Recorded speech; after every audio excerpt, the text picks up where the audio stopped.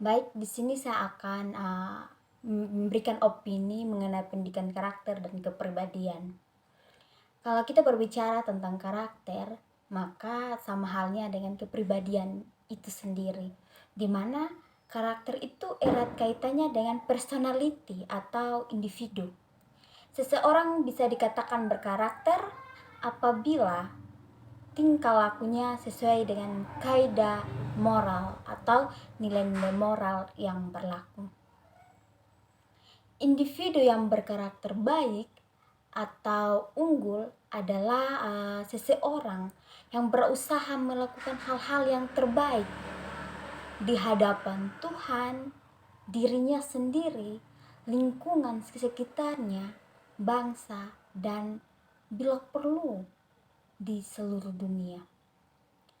Pada umumnya dengan mereka akan mengoptimalisasikan potensi atau pengetahuan yang mereka miliki dalam dirinya dan disertai dengan kesadaran, emosi, dan juga motivasi. Sedangkan kalau kita berbicara tentang pendidikan karakter sendiri, merupakan budi pekerti yang melibatkan aspek pengetahuan, sikap, perasaan, dan juga tingkah laku. Dengan pendidikan karakter yang diterapkan harus secara sistematis dan berkelanjutan, maka seseorang akan menjadi cerdas emosinya. Kalau kecerdasan emosi ini merupakan bekal dalam mempersiapkan anak untuk menyongsong atau menuju pada masa depan begitu. Tujuan dari pendidikan karakter sendiri di mana dapat membuat anak secara mandiri meningkatkan dan menggunakan pengetahuan dalam mempersonalisasikan nilai-nilai karakter dan akhlak mulia sehingga terwujud dalam perilaku sehari-hari. Kalau berbicara tentang pendidikan karakter, pastinya berkaitan dengan bagaimana membawa diri dalam pergaulan, bagaimana harus berbicara sopan dan santun, dan bagaimana bersikap kepada orang lain, dan lain sebagainya. Memang kalau kita melihat prestasi akademis sering diutamakan, tapi mengakibatkan aspek penting lainnya juga. Perlu diingat bahwa kesuksesan seseorang tidak hanya bergantung pada prestasi yang ia miliki begitu, atau akademik yang ia miliki, atau kemampuan apapun yang berkaitan dengan akademik, melainkan karakter yang luhur pada diri seseorang menjadi penentu kesuksesan dari orang tersebut. Membentuk anak yang berkarakter itu tidaklah mudah.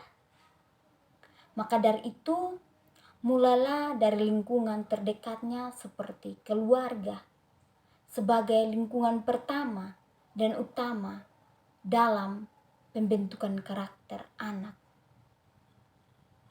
Orang tua adalah contoh utama atau guru pertama pengajaran karakter dan kepribadian kepada anak. Selain itu juga harus diberdayakan secara maksimal, yang kemudian perlu didukung oleh peran sekolah juga, dan juga peran gereja dalam setiap kegiatan-kegiatan untuk anak di gereja. Di samping aspek yang tidak kalah penting lainnya adalah lingkungan masyarakat. Lingkungan masyarakat ini memiliki peran penting dalam pengetahuan pendidikan karakter dan watak seseorang atau anak. Penanaman nilai-nilai etika dan estetika harus terus dilakukan untuk membentuk karakter yang semakin baik begitu.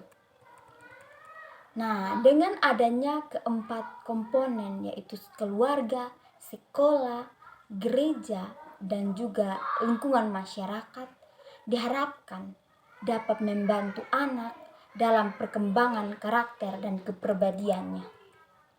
Selain itu juga, pendidikan yang ada mampu mempersiapkan anak menjadi pemimpin bangsa masa depan yang berkarakter dan disiplin. Nah, dari keempat komponen ini harus saling berkaitan atau berkesinambungan dalam upaya mewujudkan pendidikan yang dilaksanakan secara nyata dan bukan hanya wacana semata.